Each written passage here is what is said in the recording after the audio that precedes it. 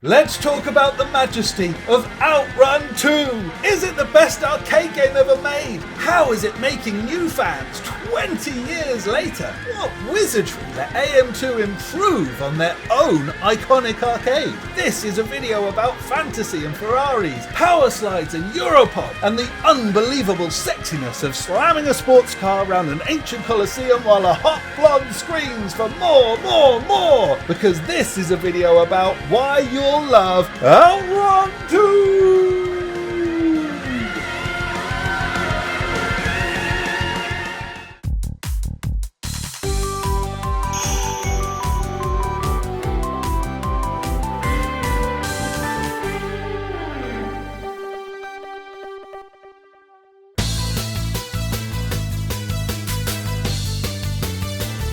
Hello and welcome to Why You'll Love OutRun 2. Hello, I am Bedjel, and with me, talking to us today, live from his very own broom cupboard, is Dibs Ahoy. Hello, Dibs. Hello, how's it going? It's going well. The Why You'll Love series is our attempt to get to the heart of why we love classic games. And for all of these, if you know the game, we hope that we're going to try and capture some of the things that made you love these absolute gem, beauty, wonderful, fantastic titles. And if you haven't played them, if you're new to them, we hope that we're going to get something exciting which is going to make you want to go and play them, because these are truly the games that have made our gaming lives so brilliant, so complete, and we want to do them justice. And so we try and drill down, we try and get to the essence, we try and get not just to the things that are obvious, but to try and understand what's right at the core of what's so wonderful about them. And I've got one for OutRun 2 which is really going to blow your socks off, because for me it is the perfect sequel. That's the thing that jumps out, right? You know, when you see OutRun 2, you're just thinking, okay, it's a wonderful game in its own right. If OutRun had never existed, it's a great game. But what kind of just blows you away is it's so brilliant the way they updated it. You know, it is its own game, but it's such a perfect continuity from the original game. You know, it's modern, it's flashy, it's beautiful. There's nothing sprite based about it, and yet somehow it still looks the same. You know what I mean? Do you feel that way when you're playing it, like that it's got that continuity from the first game? Oh, I definitely do. Yeah, I mean, I played a ton of the first game recently, and this is, like you're saying, it's the perfect sequel. It just progresses everything exactly as it needed to have done, and like in the era that it came out as well. It was not trying to push like the boundaries of realism or anything like that, but it was pushing the boundaries of fun, and that's what OutRun always was about for me. The original in the arcade, those home versions, and then this I'm gonna use it. It cranked it up to 11. and also what cranks up to 11 is Dib's video that he was playing the game for. If you haven't seen it already, go try that original OutRun video. It is absolutely cracking on the channel. I just think there's so many things that you'd say about that original game which I'm going to say it, they improved on in the new one, and yet still felt that thread. So I mean, I guess you start with the tracks, right? You know, that sort of beautiful track sense that it was like the open world, the American Midwest, or the European tracks, whatever zone you're in. They captured these beautiful scenery and this sort of road trip feel. It was just fantastic. And they did it again with the second one. They're bigger, they're more beautiful, they've obviously got all this graphical power to play with, and yet it still felt you were driving through the same world. Do you know what I mean? Totally, yeah. That's one of the main things. It felt like OutRun still, and it was like so much further on than the 1986 like growing up and stuff. Like, you know, with all these, you know, we'd have multiple generations since those days, but this was still OutRun at heart, and it was like it was everything it needed to be for a sequel. And I always feel like it's so bold when you have like this legendary game and then suddenly they're sticking like that 2 on it. Like it's like when they finally decided to, because it had backfired before, like when they did Sonic 4, you know, that game sort of really wasn't worthy of being Sonic 4, but OutRun 2 is worthy of being OutRun 2 and then some, you know. It's just next level. It is brave, and they delivered it. And I suppose if they you're really thinking, the tracks have that kind of iconography of OutRun, that feel of the look of it. And of course, the other bit that is so OutRun is the Ferrari. You know, they don't just obviously do away with the Ferrari. They keep it, but they get more Ferraris. I mean, it's you know, I just think it's absolutely fantastic because they look great in that beautiful, like wonderful, shiny world that Sega creates. That's made for a beautiful, polished Ferrari. Any sports car. Ferrari, gleaming, right? Gleaming red beast of a car. Just having like stuff like the Ferrari F40 and stuff, like those dream cars that are so in such limited quantity in the wilderness, but then it's not only can you feel like you're driving them, but you could be just thrashing them around and like chucking them all over the show, just having the best time with them. It's just fantastic. It's living the dream. And of course, I suppose one part that's not so much the dream, but is continuity is Clarissa. You know, that fun, that original arcade had such a play. It was a small thing, but it just gave it that playfulness that you got your missus berating you for driving badly or cheering you for driving well. Exactly, giving you a wink for doing some good moves and stuff. I mean, it's like it's pure frog and bandit kind of like territory, isn't it? Yeah, like I said in my OutRun video. Yeah. It's that exact thing of the co-pilot, like lady. And has your good lady ever tipped you a wink for good driving in the car? Not really. She's berated me quite a few times. Yeah, I get told a lot for driving too fast when I'm like doing the exact speed limit. I'm like, excuse me. Oh, really? Yeah. No, I get that I drive like an old man too slowly and stuff. But in contrast, when she's driving, I'm literally gripping onto the interior of the car to stabilise myself. Oh my god, it's hair raising. You're Clarissa. Oh my god, this is a revelation. It's role reversal. Oh man. I've always thought you were a beautiful blonde. Neither of those things are true. You. You are beautiful. What am I saying? How rude. Cheers. And of course, you got the handling. The handling of the original game is very different. I mean, there's one massive omission. It doesn't power slide in the original game, and of course, the power slide in OutRun 2 is the thing that it does. And yet, somehow, the feel of the handling is still very similar. There is a continuity there. I mean, what kind of magic are they working? Do you know what I mean? Yeah, I don't know. I mean, you almost wonder if they had the technology that they did for OutRun 2 in 1986, whether or not they would have gone a little bit more in that power sliding direction, because it's a little bit much more of a battle, isn't it, in the original one? Yeah. Almost trying to stay central to the track, try and stay away from the edges. It's a little bit more about the slowing down rather than, in OutRun 2, you just absolutely hair into these corners and stuff, and there's a bit of balancing with the analog triggers and stuff, but it's like, I mean, you want to just go in there as fast as you can and you just plow headlong into it and just go straight for that slide. Oh man, the satisfaction of it is just incredible. I absolutely love it. I mean, the handling could obviously be a thing in its own right. It is a reason why I love the game. When I think of OutRun 2, I just think, oh man, I want to go and power. I just literally want to fire up the game and just power slide around the course. And that is what it lets you do. It doesn't ask anything of you. It literally just says, go on then. First corner, power slide that if you want to. Second corner, have another go. It's just so... Yeah. But I mean, maybe we've been conditioned to be thinking that way by all those Sega arcades that come before it in the kind of mid to late 90s. You and I are 100% a product of Sega arcades. If it doesn't power slide, I'm not really very interested. So. That's the thing. It's like when I first played Gran Turismo and I went to power slide that first corner, and it was like, what's this all about? It's like slowing down, changing gears, all that kind of nonsense. It's Get like, out my face. where's my Sega skids and stuff? I do agree. If they'd had the power back in the 80s, they probably would have power slid. I mean, power drift, I guess, that's doing some crazy cornering and stuff. But you do get the feel of it. The original OutRun, it's more kind of wrestling with the car. I agree, but you do get that feel of tearing around a corner at full speed, which is the main thing. And it makes you think. Back in the 80s, actually drifting wasn't really a thing you saw a lot of. It's kind of like late 80s, 90s cars like those Nissans and the rear-wheel drive Japanese cars and stuff. Drifting only really sort of came into the public consciousness later, I guess, didn't it? And it's like... Yeah, it wasn't a massive thing, I suppose. I suppose it was more like in those old TV shows, the thrills came and stuff when they made things jump and all that sort of stuff. But it was, the sliding thing was a little bit less so. And I guess the other thing that they did carry over but reinvent or reimagine is the music, right? Oh yes. Yeah, the music, fantastic. I think it's just the perfect update, isn't it? From those original tunes. It doesn't lose anything. It doesn't necessarily add a ton either, but it brilliantly reflects the moods of those original tunes, and it just gives me that same vibe. But they're just up to date, they feel fresh but familiar, and it's the perfect accompaniment of what's going on. And each one kind of conveys different moods, and it's like, whatever you're kind of feeling amazing. Like I actually kind of cycle through them, like what mood am I feeling like for approaching this right now? Like Passing Breeze is like, I'm gonna have a little bit more of a leisurely go and take it in my stride a little bit more. Or then if I'm feeling a little bit more like hype for it, it's like, I'll go for a magical sound shower and stuff, because it's like, it's got a little bit more of a beat to it, I suppose. A little less leisurely. It really just knocks it out of the park and is a perfect nod to those old tunes for me. I just think that it works really well. Yeah. I love playing the game with headphones on and just kind of getting absorbed into it that way. Yeah, they're so absorbing, and it is a perfect nod to the original. It does have that continuity, but it does feel fresh. You're so right.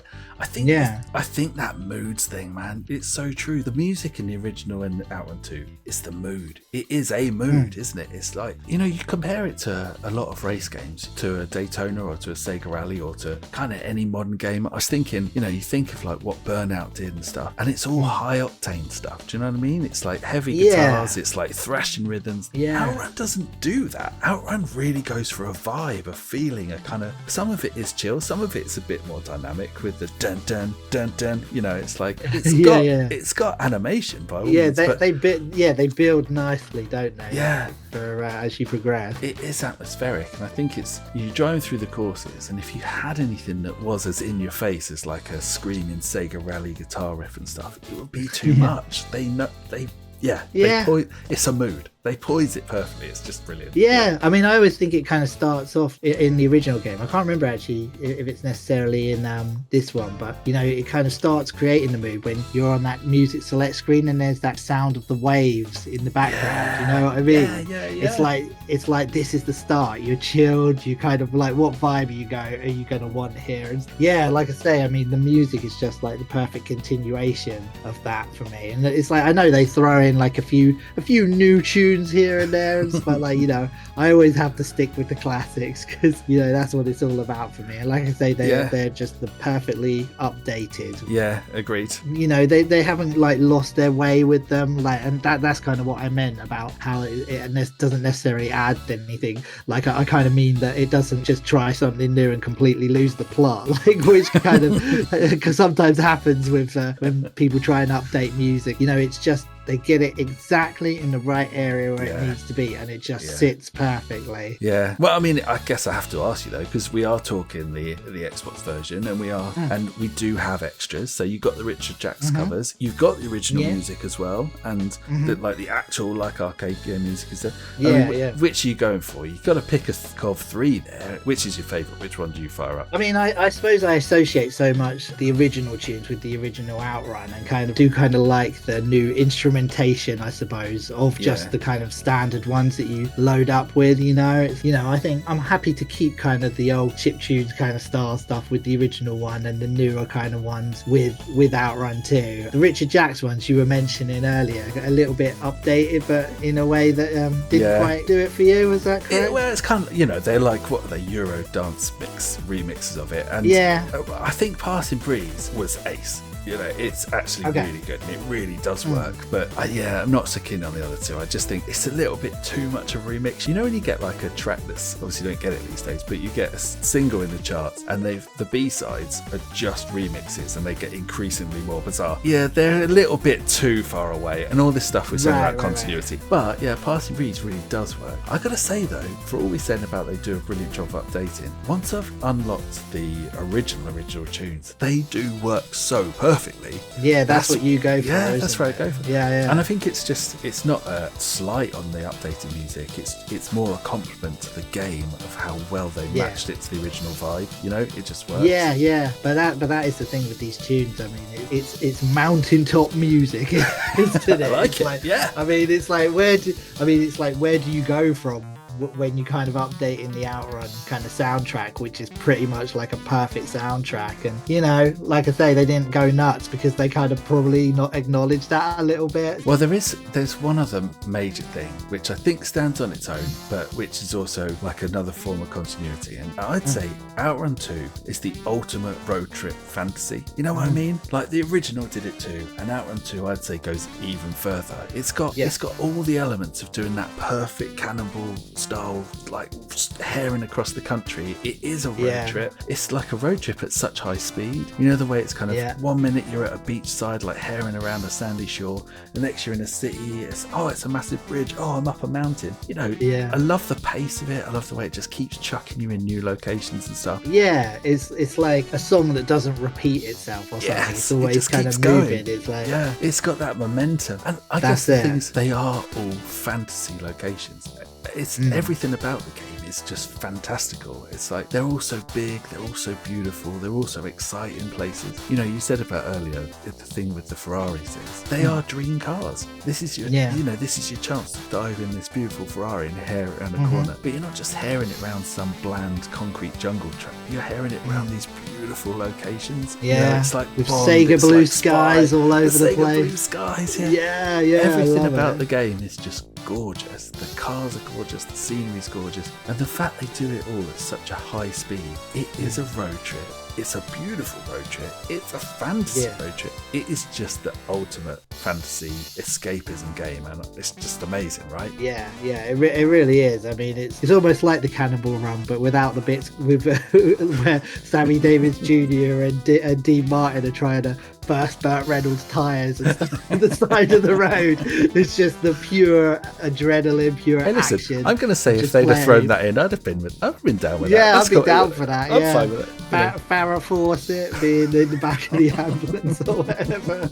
Yeah, the scenes are just like incredible. I mean, it's just they're everything you kind of want out of an exhilarating racing experience. Just, you know, and the variety of them. Like, you know, you kind of, what is it? I mean, there's a bit, you're in industrial kind of zone, which is kind of quite new for OutRun. Yeah. They didn't really kind of have something like that. But then, you know, the seasides that you start out on are like just breathtaking. Then you go to, I love Egyptian settings. You can't go wrong with a bit of Egypt. And it's like, I love that, racing past the pyramids, the snowy mountains, those creepy woods, you know. Yeah, actually, it's like I used to really hate getting to that bit in terms of like the gameplay, because I would always crash there, but I kind of got way better at it, and then it was actually really exhilarating because the tracks are a little bit more closed in, and it feels like you're racing through there at such a velocity that it's quite exciting and exhilarating. It's a lot of fun. Because you know what they really remind me of is that super scalar trickery, because, you know, obviously original OutRun made it fast by chucking sprites at you constantly, and it was like, in the big 3D games they don't need to do that. It feels fast because it is fast, you know, you're driving through, but when you're in the woods,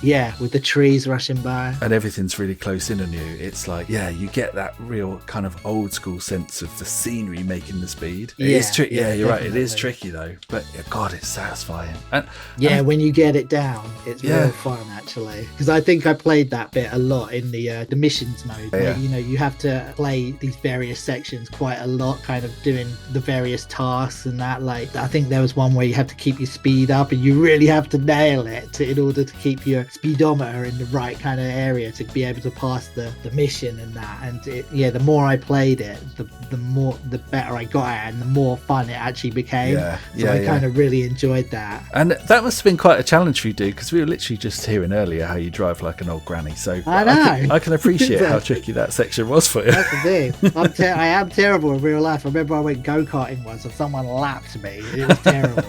But then in video games, what was that, Sharka's Sega Rally Challenge? I managed to get first place on the NTSC board, and that was only because what's the name? Easy Left Maybe entered on the PAL side because he would have wiped the floor with me.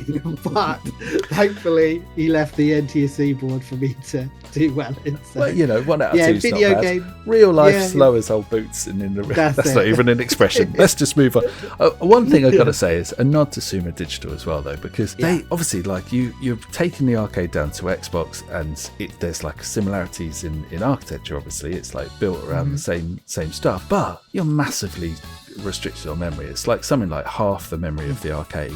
And half the RAM, and you're constricted by what you can ram on a disc. And there's all these tales about like how they really work super hard to kind of preserve the quality, and oh my god, they did. It's not 100% arcade faithful, but I would never in a million years spot the difference. You know until the internet age, I thought it was arcade perfect. It's like I didn't know the difference because they did that good of a conversion. They absolutely nailed it. And I did say, I think apparently the Japanese version is the definitive one because it's even more faithful, and they like rammed more stuff in, which we've got PAL versions, and I guess they look amazing, so I'm not missing anything, but apparently that's the one. Yeah. So Ultimate Road Trip Fantasy. Now there's another fantasy that it also fulfilled, isn't there? And that has got to be the next thing. So it's gotta be, it finally brought home the Daytona 2 and Scud Race tracks, because that back at that time, so this was what year it came out? It came out 2004, and we sat through the whole Dreamcast era wondering when these games were going to get a home conversion.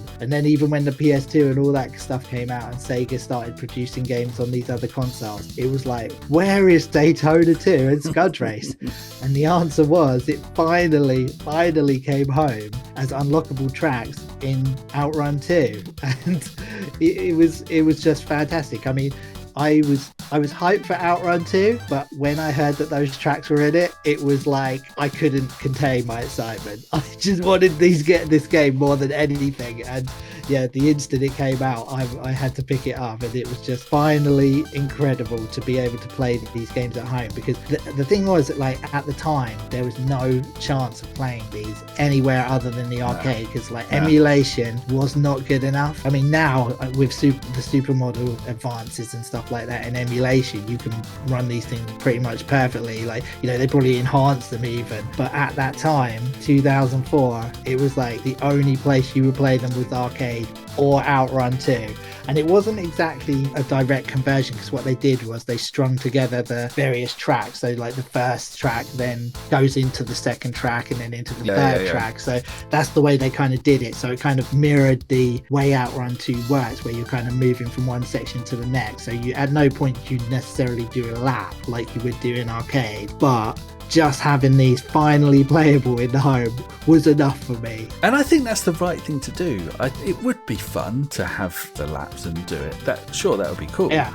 Like, but I kind of love the fact that they OutRun 2-ified it, you know, and made it's like it is those games because it's the courses, but it's also in OutRun 2. You're driving the OutRun 2 Ferraris around the courses and stuff. Yeah. And you know, I think Sumo made some kind of subtle course changes so that you could do the OutRun handling around these courses and stuff. But they are those tracks. You feel like you've slipped into those arcades, and that's like it is such a cool thing. I mean, I was thinking, you're saying, no emulation. I mean, geez, trying to get hold of a copy of those games off the internet at that point, you'd be talking like LimeWire or some crazy like torrent thing that would probably like infect your computer with viruses. You know, this is just a different world, and it would have been a pipe dream. That's the bottom line. You just never would have in a million years thought, if it doesn't get released by Sega, I'm not getting to play it. And you're right. Yeah, exactly. And here's another thing for you. They were free. So like, these days, if you did something like that, you'd expect game developers to be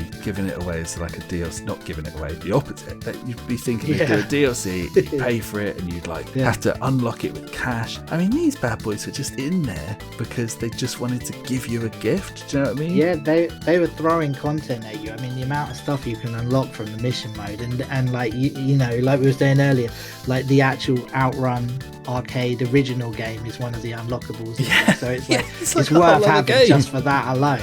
Yeah. Then you've got the entirety of OutRun 2, and then you basically have iterations of Daytona 2 and Scud Race in there. I mean, that is just a fantastic package. And it was such a nice feeling to get them as well after the kind of, I know it was a tech demo, but in a way, in my mind, it was a bit of a tease when they did that Scud Race on the Dreamcast. And like, you know, they were showing it behind closed doors, but we had screenshots, and then, it was all like, you know, it was so near and yet so far. And then finally OutRun 2 finally gave us these tracks, and it like we were saying, it's not conversions of those games, but it's as near as we were going to get at the time, and I was taking it. And I just think like Sumo kind of got the gamers, you know, they've sort of were pushing this idea of adding the extras in, and I know like a lot of games wouldn't be the same as us, and they would want more than an arcade. You know, the home ports, they're always saying, 3 tracks isn't enough, we want more. Sorry, I'm thinking of other arcade arcades, but this isn't enough tracks. We want extra tracks. We want bonus modes, and they gave us all the challenge mode, and they gave us the like unlockables in that, and they gave us the different ways of playing,